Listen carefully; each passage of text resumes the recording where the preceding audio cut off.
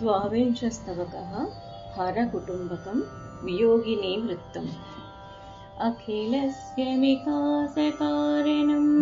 रसनिज्ञानि जनावनेषु नः वितनोतु विशेषतः शिवं शिवराजीवदृशोदरस्मितं विकले सकले सुरव्रजे व्रजति श्यामलिमानमच्युते जगतः सदयो हलाहलं चुलुकीकृत्य भयं नुनोदयः निगमे सुरगी भुवारथी विधिना सारथिमान् बिभेदयः कनकाद्रिवरेण कार्मुकी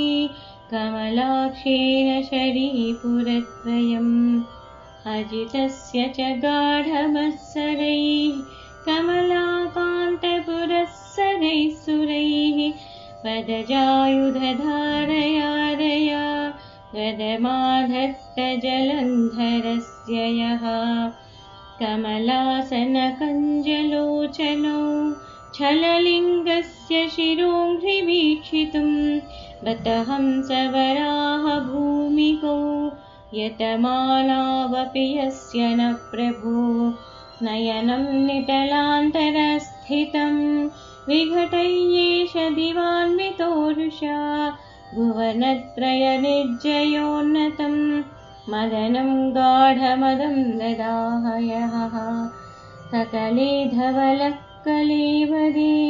हरनीलोपलमञ्जुलक्वचित् अमृतांशुरिवादधाति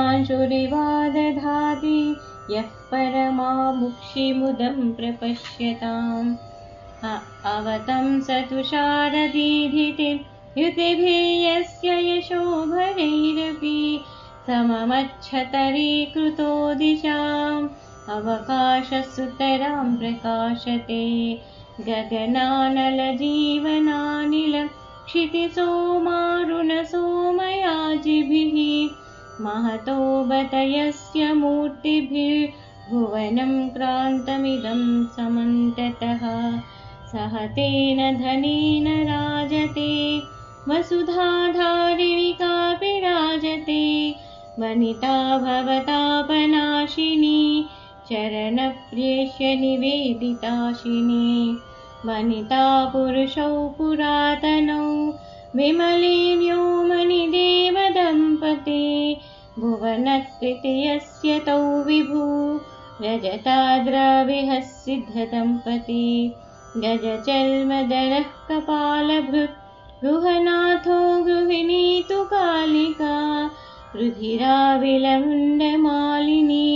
कथितो तौ बत पण्डितैः शिवो न किमिन्दुकलाशिरोमणिः किमुताश्लीक कपालपाभूषणः किमु मे भवती कपालिनी किमु विभ्राजितरत्नमालिनी रमसेऽम्बकपालमालिनी क्वचिदीशेन कपालमालिना अतुलप्रभनिष्कमालिना क्वचिदत्युत्तमरत्नमालिनी युवयोर्मरुतस्तनूभुवो बलवन्तो भुवनप्रकम्पनाः शशिदीधितिहारि यद्यशो निगमे पावनमम्ब गीयते गुरुमुत्तममभ्रचारिणा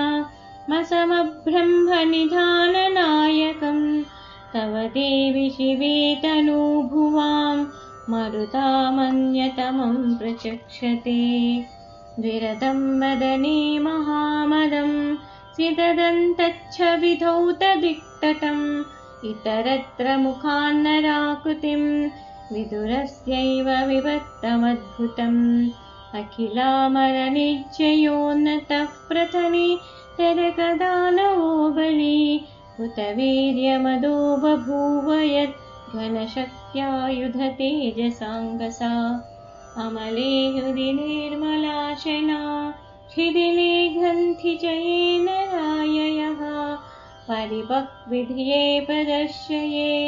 तमसः पारमपारवैभवः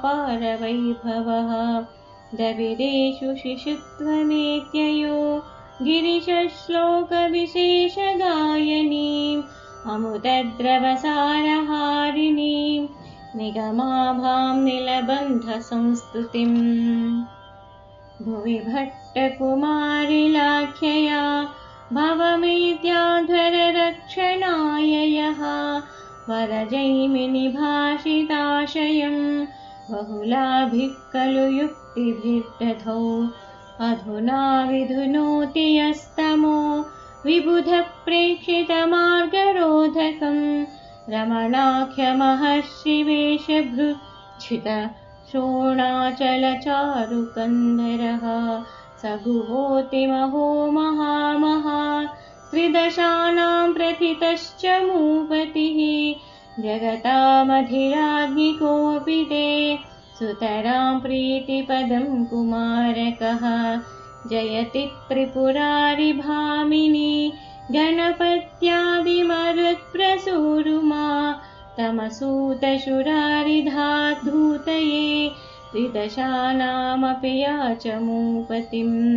स्वकुटुम्बकथाभिधायिनी गणनाथस्य वियोगिनीरिमाः अवधारयतु प्रसन्नया नगनाथप्रियनन्दिनी धिया। समाप्तं च 12 स्तवकम्।